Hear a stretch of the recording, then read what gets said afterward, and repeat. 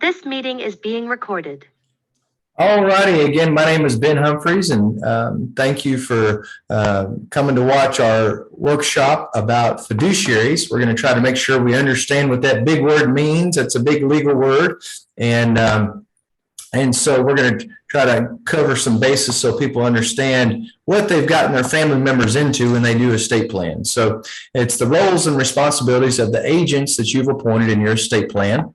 And we're going to identify, who are fiduciaries and make sure that they understand their role. And if you have any questions, we'll tackle those at the end of the session that we're going to have today. And we are recording this so we can put this on our website and have others be able to get informed. So the first thing is to define a fiduciary.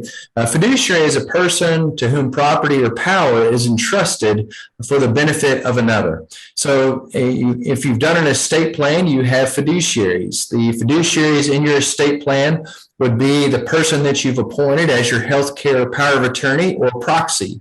That's the person that's making your medical decisions for you. Also, if you have a financial power of attorney, your fiduciary is the person that you've appointed as your financial power of attorney. So in these cases, if you've appointed your spouse as the healthcare power of attorney or the financial power of attorney, they are a fiduciary to you. And so if your spouse dies, then generally you always have a backup. So generally that's going to be your kids. Then they would become fiduciaries. So they are not a fiduciary until they take on the role of the power of attorney. So whoever is serving now is the fiduciary. And then if they should not be able to serve, then your backups when they take on that role would be the fiduciary. And then on through the executor or the executrix in a last will and testament, that person also is a fiduciary. And so they will be in charge of certain things. And then a trustee of a trust is also a fiduciary. So remember that all of these people, all of these titles that we've gone over, these are titles of people to whom property or power has been entrusted to. So you're trusting them with property that's yours, and you're also trusting them with power, okay, to do certain things. And so just remember that as long as you're alive and you're of sound mind, that you are always still in control, okay? So just by having a fiduciary, just by having a power of attorney, it doesn't mean that you've lost any power. It just means that they also can do things for you, okay? All right. So a lot of times the client will say, all right, I've done my estate plan. That means everything will just happen as I intended, right? And then the kids who are the beneficiaries of these things say, oh, great, mom and dad left me some money. That's awesome. And then the people that actually have to make sure those things occur, to make sure that the kids get the money, they are the fiduciaries. And so, when you pass away and one of your kids learns that they are the executor or they're the successor trustee, or if it's a power of attorney, they're going to say, now, what do I have to do? And they're going to want to know, what are they going to need to do? And so how an estate plan works for the client and the beneficiary of the children is always contingent upon the level of detail in the instructions that you provide, the person that you've appointed and their ability to carry out your instructions. So make sure you appoint somebody who's good. And that gets us to the last point. Make sure that you're appointing somebody that has the ability to take on these tasks. So sometimes you may not have one person who has all of the abilities. So you may want to appoint more than one person and have two people. And that way you're covering all the bases. But you want to make sure that you're appointing people that can handle the tasks. So today we're going to make sure that we understand the importance of being nominated a fiduciary. We're going to make sure we explain what fiduciaries, what their roles are, what their legal responsibilities are, and we're going to ensure that we've picked people that can actually do these things, or that we have a team in place that can help our fiduciaries if we feel like our fiduciary may not be able to tackle all these things on their own. Make sure that you've got a team in place to be able to do those things. All right. Now, being a fiduciary is a job. It's something that anytime you've been employed, you know that your employer wants you to separate your emotion from the job. So separate your emotions from the duties. Be ready and willing to work and get the job done. but also there is pay for it. So, if you are your own trustee, then you're probably not going to charge yourself for being your trustee.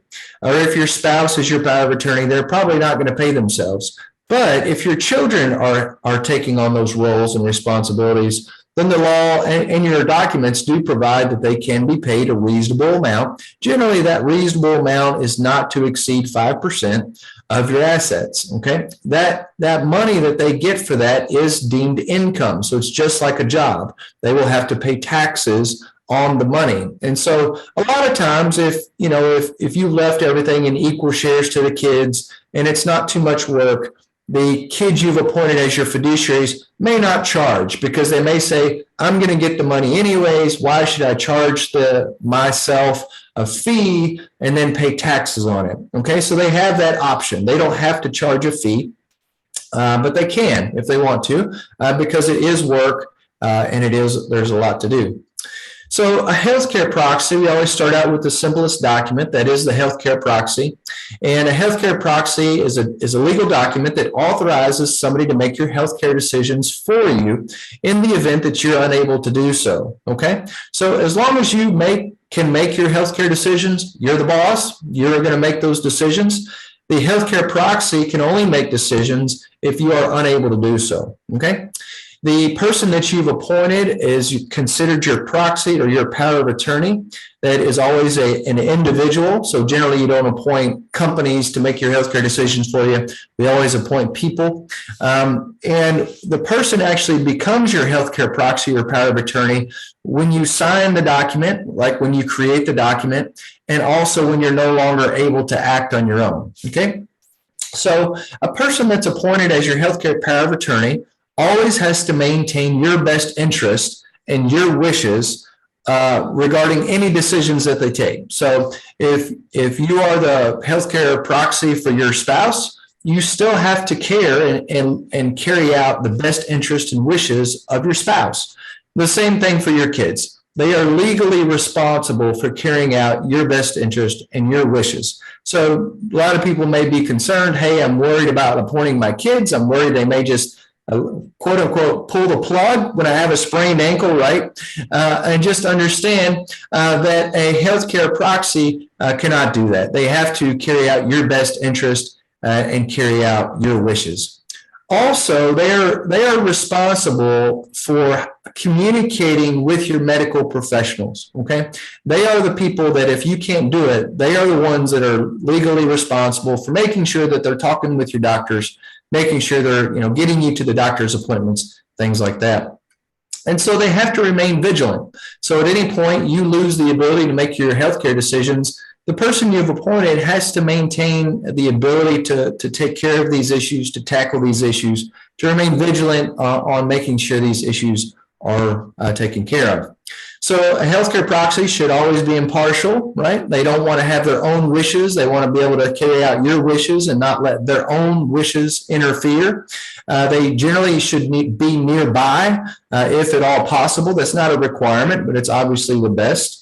They need to be somebody that's willing to advocate on your behalf. And so if they feel like the doctor's not doing well for you, they need to be willing and able to talk to the doctor to express your concerns or their concerns for you.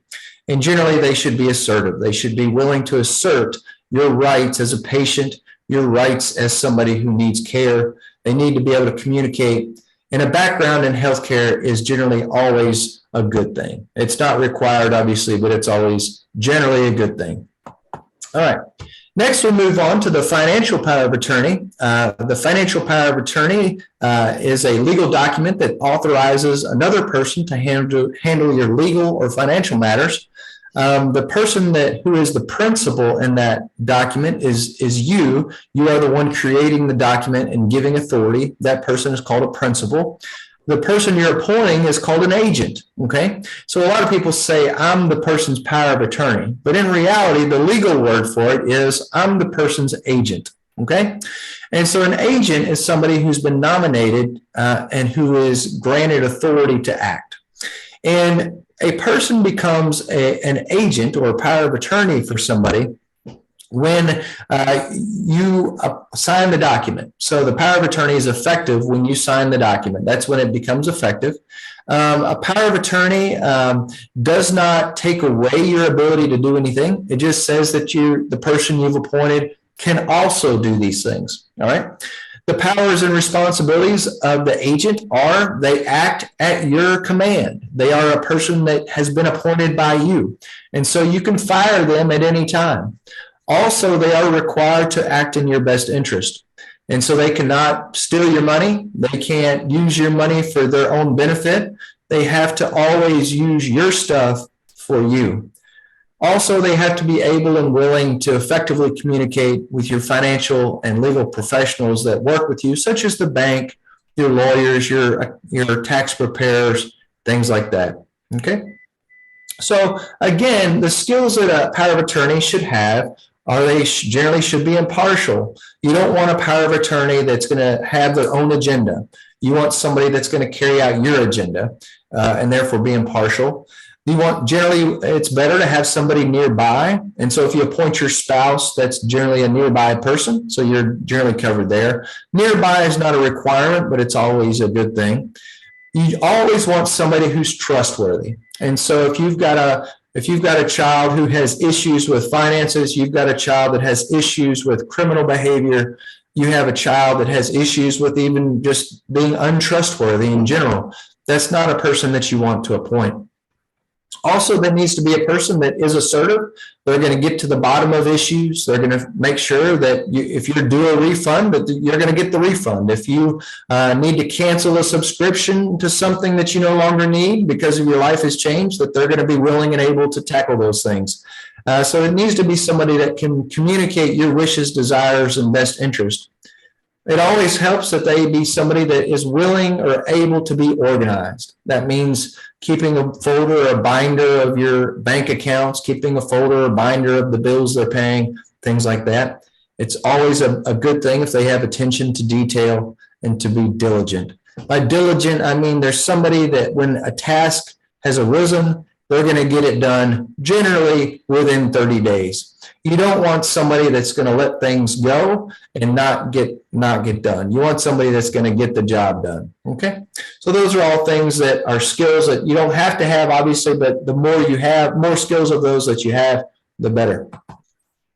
Next thing is a will, last will and testament. This is a legal document that tells the court who will get your assets that you own after you die. And also it ensures who gets this done, who gets your stuff. So the testator in a will, a testator is a person who creates the will. Okay, so that's you. The executor or the executrix is the person named in the will who's going to be appointed by the probate court after you die to manage your affairs. Okay, so an executor is named in the will before you die, but they actually don't get appointed until after you die by the court. A beneficiary in a will is a person who's going to inherit money or other property. So who can be your executor or your executrix? In Kentucky, they have to be related to you or they have to be a resident of Kentucky to be your executor or your executrix. Okay, so always make sure that you appoint somebody that's related to you by blood or that you appoint somebody that is a Kentucky resident. When does the role become effective? It becomes effective after you die and when they're appointed by the court. Also, what are their duties that do they have? Their duty is to collect all of your assets and marshal all of those assets. That means get them all kind of collected together in one place and know where they're going. They also have a duty to make sure that all liabilities and bills are resolved. They're satisfied. That if you owe a bill, that it's paid, or if you don't owe a bill, that they can test that bill, and so it's not paid. Also, they make sure that they account to all of your beneficiaries. In Kentucky, also they're going to have to account to the state court in Kentucky or to the Kentucky Department of Revenue. And so if there's taxes that have to be paid, they're going to have to account for those things. And then finally, they will account to distributing all assets to the people that are supposed to get to. So the executor is the person making sure that your stuff gets where they go to, gets the stuff where it's supposed to go to. All right. A lot of people say What is probate court? But before we get there, we'll tackle what does an executor need to be. Again, they've got to be impartial. They can't be trying to use your stuff for their own benefit. They got to be trustworthy because there has to be somebody that will account to the court. They have to be assertive. They have to be willing and able to go to court on your behalf. They have to be good communicators, be willing and able to talk with all your family, give them updates, tell the family where stuff is, how long it's going to take. They should be organized, be willing to keep track of things, and diligent, willing to work, get stuff done. And just remember, probate is it's a state court process, so every state's different. And so if you have a will and you don't have a trust, then your family would have to go to probate in every state where you own stuff. So if you have probate in California and probate in Kentucky, that's 2 sets of probate with 2 sets of kids, okay? And 2 sets of, not kids, but 2 sets of attorneys, 2 sets of probate system. So also the executor is entitled to a fee. In Kentucky, they can charge up to 5%. That is generally has to be approved by the court. That is taxable as income. So again, they would have to pay income tax on that money. But they can agree to act without a fee if it's going to cost them more money to do so. Let me just back up one slide there. Generally, you cannot act as an executor until you've been appointed by the court. So, if you should pass away, your executors cannot act until you've been appointed by the court. All right. Next slide here is what is a trust? An inter vivos trust is a contract that's created. Inter vivos means living. It's a contract created by an individual during their lifetime to protect their assets either during their life or after they're deceased. So this is a living trust, a living or inter vivos trust. That's generally what we do for people. A testamentary trust is a contract that's set up inside your will. So if you have a will from us, it also will have trust inside your will. So if you've done an estate plan with us and it's a trust plan, you have a living trust as well as a testamentary trust. If you've only done a will plan with us, not a trust plan, you have only a testamentary trust. In the trust world, the grantor is the person who creates the trust. The trustee is the person who's elected to maintain or administer the trust. Okay, the grantor creates it. The trustee carries out all the duties and tasks. The beneficiary of a trust is the person who gets the stuff either during the lifetime or after your death. The legal authority of a trustee is set forth by law and also by contract. The trust itself is a legal contract. It's a legal document that's considered a contractual agreement between yourselves regarding your assets. And so the trustee's powers come from the law, but also the powers granted in the contract itself. A trustee becomes effective. Their role as a trustee becomes effective when you create the trust, or if you should pass away and your successor trustees are taking over, then when they have an affidavit of appointment of trust, that they are now in charge. All right, so a trust, what does a trustee need to be? Again, impartial. They cannot steal your money. They need to be trustworthy. They need to be somebody that doesn't want to steal your money. They need to be, again, assertive, communicative, organized, detailed, and diligent. Who can act as your trustee? It can be you as the creator of the trust. Remember, that's called a grantor. Or it can be somebody else. You can appoint other people to be in charge of your trust. Generally, there's 2 kinds of trust that we do for people, irrevocable and revocable. Remember, revocable mainly does avoiding probate, and irrevocable avoids probate court and also does asset protection. All right? What powers does a trustee have? The trustee's powers are set forth in the trust, and those are considered the powers under the rules of the contract, okay? And they must collect and marshal all your assets once you're passed away. They make sure your bills are paid. They account to all the beneficiaries and distribute all the assets to your beneficiaries just as your trust provides. And that's what they're supposed to do. All right. So when are there changes in fiduciaries? So presumably you've appointed your spouse to be in charge of everything, or if it's a grantor trust, you're in charge of everything. When does that change? So during your life, you can resign as trustee, or you can resign as power of attorney, Or you can remove the people you've appointed. You can always fire your power of attorney. You can fire your trustee. You can fire your healthcare power of attorney. You can fire your executor. Also, a fiduciary will change in the event of a disability of the person you've appointed. So if you're the trustee and you become disabled, then who the trustee is changes to the backup, okay? Also, if you are the trustee and you die, that changes who the fiduciary is. That means your backup takes over. Same thing for powers of attorney and executors. Also, if you've appointed your spouse as the fiduciary in your documents, when your spouse dies, that's when the backup takes over, okay? And so mainly disability and death, those are the main things when those change. When you pass away or when they pass away, that's when these changes occur. And how do we make sure those changes occur? Well, that's an affidavit. And so if your spouse dies and they are the trustee of your trust, your backup trustee would need to sign a simple affidavit, which is a document we can prepare for you. And that person just agrees to take over as trustee of the trust. Okay. We assist people with making those changes all the time. So if you have disability or death, just tell your family, just contact Mr. Humphries. He will make sure that you are in place as the successor trustee. Okay. So anytime we have changes in our life, changes in our finances, changes in the health, or changes in the law, those are all times when we can look at who needs to be the trustee, who needs to be the fiduciary in our paperwork. Okay. All right. Always understand that we have a maintenance program, and with that maintenance program, we are required to tell you when there's changes in the law.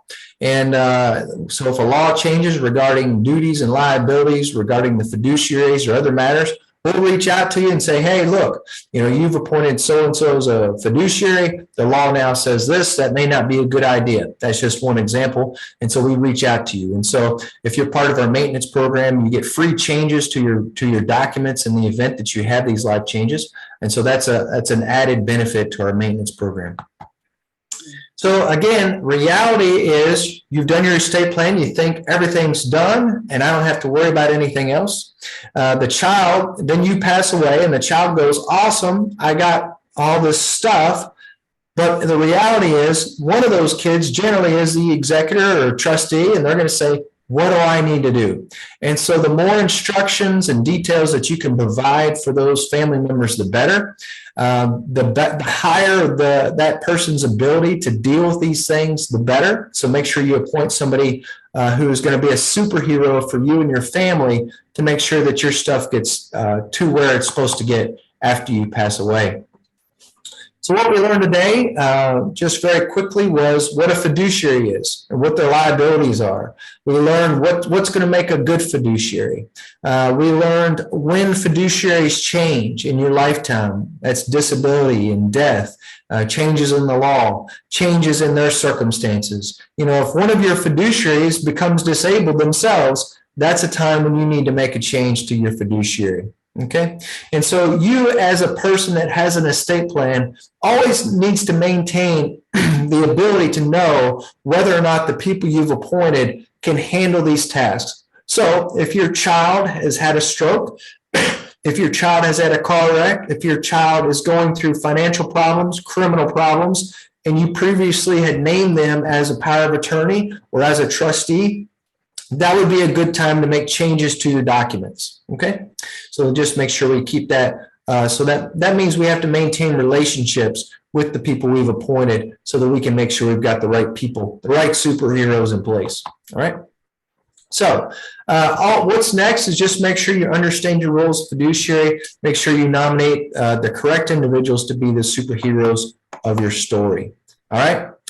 Just remember that if your fiduciaries don't have estate planning, tell them that they need their own estate planning themselves so that they can be like you and have everything taken care of. They're always able to do their own estate planning. We have an online website where you can actually do wills and powers of attorney online. Also, they can always come to our workshops and visit with us. So the challenge to you is just making sure that you've nominated fiduciaries that will be your superheroes. Make sure that these are people that can take care of your stuff. And so I thank you all for watching, and I'm going to stop our recording here. And